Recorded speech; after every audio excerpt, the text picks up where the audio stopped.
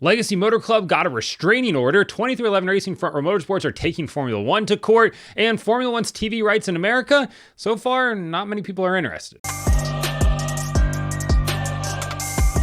Welcome back to Break Hard. I'm Matt. Hey, after yesterday's video, I'm happy to see that, majority of people are pro dog, but let's get into today's topics. We're going to start off with Legacy Motor Club, who has received from a court a temporary restraining order against Ware Racing for the charter that they believe they have rightfully purchased for a reported $45 million. And hey, if I spent $45 million on it too, I'd also want to go to the court and be like, can we see if we actually own this or not? Not really sure how this is all playing out right now, but as it currently stands, they do have a temporary restraining order against Ware Racing, and Ware Racing is not allowed to do anything with that charter number 27, for the next 10 days, meaning that they cannot enter into a lease agreement, enter into another sell agreement, do anything with it. And there's been a lot of questions. Which charter is this? It is currently the charter that Roush Fenway Keselowski Racing is using for the number 60 car of Ryan Preece. So that 60 car of Ryan Preece has a multi-year lease agreement with Ware Racing. You can only lease out a charter for 1 year at a time. So right now, they have that charter, which was the number 15 charter last year. After the end of 2025, they'll send that charter back to Ware Racing, and then for the 2026 season, Ware Racing will send them the number 51 charter that they're currently using for Cody Ware. And then RFK will use that 51 charter next year for the 60 car. And the plan was for Ware Racing to bring that other charter back in-house for 26 and run another car like they've been doing this year for Cody Ware or whoever in 2026. And then in 2027, sell one of their charters to Legacy Motor Club while also potentially retaining one of those charters for themselves. Now, as it currently stands, if Legacy Motor Club is in fact the rightful owner to that charter that is currently with the 60 car of Ryan Preece, that would leave Ware Racing without a charter for the 2026 season because they have a lease agreement with RFK, so that sends one of their charters over there for next year, and then if Legacy's bought the other one, they're charterless. Now, they would have to run as an open car, which we know is a losing proposition for the most part, so we would unlikely see that as a full-time ride, kind of like we've seen with Corey LaJoie this year, where he's entered into select races, Daytona, Atlanta, now Bristol this weekend as well. So we're going to see how the court is going to handle this going forward. As it currently stands, Ware Racing, I think, is fighting an uphill battle here based on all the evidence. We'll have to see how that plays out. Obviously, the court is going to decide going forward, but right now, Legacy Motor Club does have in their possession signed documents from Ware and Ware Racing, initialed on every page, that lists that 2026 date. Now, maybe they got bamboozled. Maybe they were just under the impression that we were working in good faith here with Legacy Motor Club, and they signed it thinking it was still 2027. Regardless, there are signatures on documents that say for 2026. That is obviously what is up in question now, and that will be up for a court to decide who is in the right here. But either way, Ware Racing is going to make substantial money from this deal, so it's hard to feel bad for him. But at the same time, if he wasn't, truly, in fact, bamboozled here, I understand the frustration and why he would be annoyed here. Now it's up for the court to decide. Sticking with the court theme, this might as well just be Break Hard Court TV because it seems like that's what we're talking about a lot these days. More talk about 2311 and Front Row Motorsport because they are asking a federal court in Colorado to force Liberty Media, the parent company of Formula One, to turn over sensitive financial information as they continue to try to build their case against NASCAR and their antitrust suit. So what they're looking for from Liberty Media, because they're the parent company of Formula One, is some pretty sensitive financial information. And they're looking for 5 key pieces of information, and Jeff Gluck did a really good job outlining that on The Athletic, and I implore you all to go read it because it is much more in-depth than what I'm going to give you here, the more consumable pieces. But they're looking for 5 key pieces of information, starting off with which revenues, media rights, tickets, concessions, are split between F1 and its race teams, the formula that identifies the revenue share percentage between F1 and the teams, the amount of revenue retained by F1 and the teams, the valuation of F1 teams, both current and expansion, and the Concord Agreement, the contract between F1 and its teams that governs how the sport operates. So basically, it would be like Formula One going to NASCAR and being like, hey, give us the charter agreement. We want to be able to read through all of it and see how you're breaking it down and how you're paying your teams and everything like that. Think of that for the Concord Agreement here.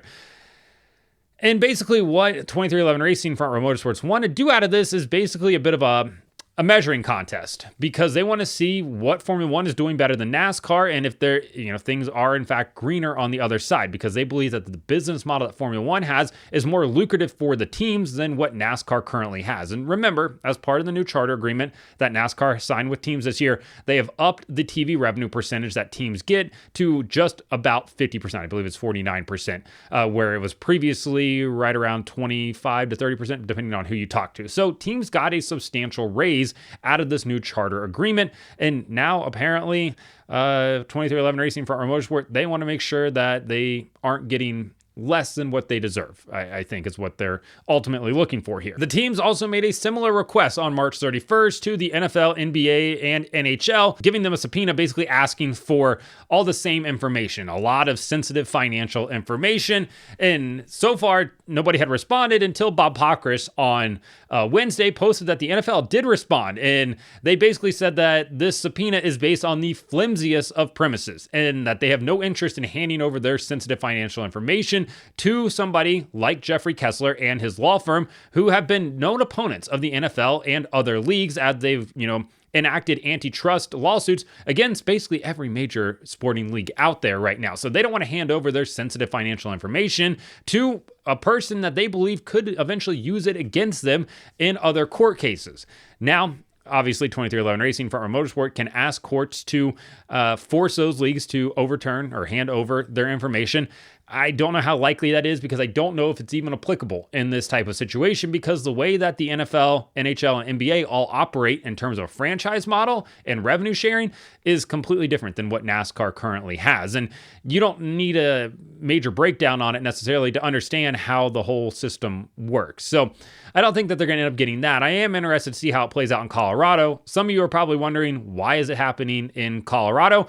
It's because Liberty Media, the parent company of Formula One, is based in Colorado. So that's why it was filed there. But right now, they're all trying to gather as much information as they can during this discovery period because they have a trial date of December 1st that is still set and ready to go. Obviously, I think we're going to get a clearer picture March 9th when the appeals court, the 4th District Appeals Court, hears NASCAR's request to, appeal the injunction that teams have with their charters. So we'll see how that plays out. But right now, it's just a lot of court talk. And last topic of the day, it also stems around Formula One because their media rights in the United States are up for bid for 2026 and beyond. And so far, there haven't really been any takers. Currently, ESPN broadcasts Formula One in the United States and they pay $90 million a year. They had an exclusive negotiating period with Formula One to re-up, and they decided not to make a bid because Formula One is looking to basically double their rate for 26. They would like somewhere between $150 and $180 million, and ESPN wasn't interested in it at that price. And turns out all the other major media outlets also aren't really interested in it. Apple, Netflix, Prime, NBC, Fox Warner Brothers have all scoffed at that, and they're not willing to take the bait at that price because I think a lot of them are wondering, can we actually make our money back on advertisements for this? So Formula One had a meteoric rise in the United States from basically 2018 to 2022.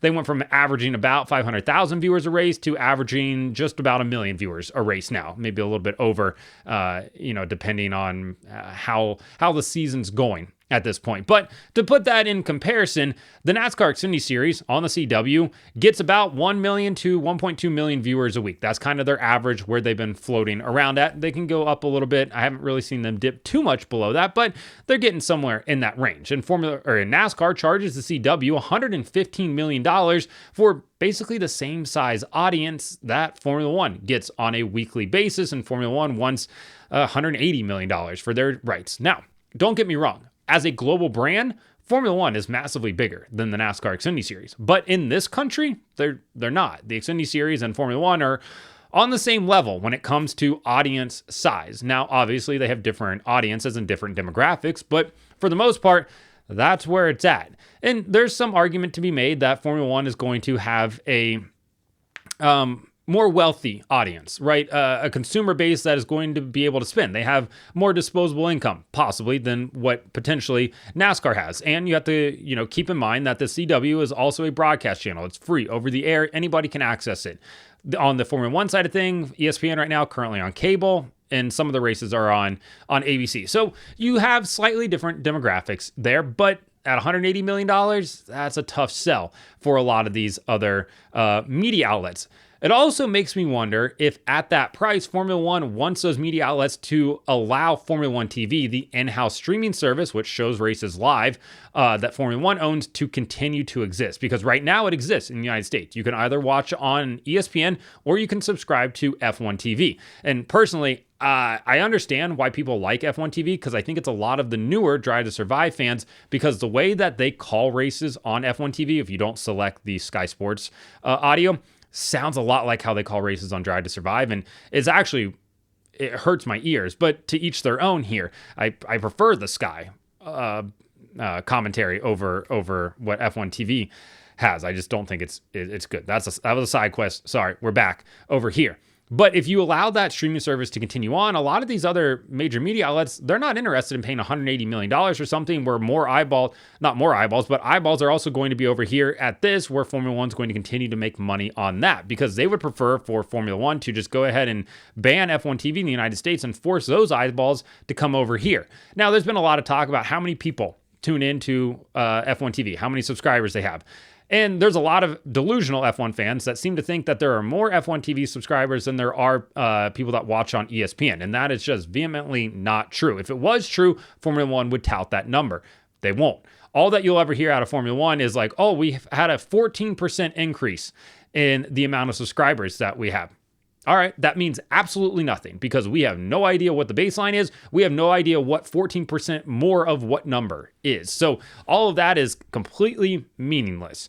I would assume they probably have somewhere between 400,000 and 500,000, maybe on the top end. I think that's being pretty liberal in terms of how many viewers that they have and subscribers they have. I think that in the United States, rather, I think that is probably on the upper side of things here. But for now, yeah, it's kind of up in the air. Nobody really seems that interested. And it seems that ESPN could get back into these negotiations if the number comes down on it, which, fine. They obviously have a number of different platforms and channels that they can put everything on, but we'll see how it plays out. Obviously, Apple makes some sense. Netflix would be, a pretty logical step there, but Netflix says that 75% of Formula One viewers already have a Netflix account. So you're kind of looking at it right there being like, there's not that much for them to gain over this. If they're going to spend, $180 million, well, 75% of that audience base is already subscribed. So you're looking at basically trying to get that other 25% to offset the $180 million a year you're spending. And you got to wonder if it makes financial sense for them. And it doesn't seem like it currently does at that price point. So we'll see how it plays out going forward. But right now, no takers for the current asking price for media rights in the United States. So let me know in the comments what you think about Legacy Motor Club, that temporary restraining order, 2311 Racing, Front Row Motorsports, going after Formula One in court to turn over their financial information, as well as TV rights for Formula One in the United States. Like and subscribe to the channel. Follow me on TikTok at BreakHard, Instagram, Twitter, and Facebook at BreakHardBlog.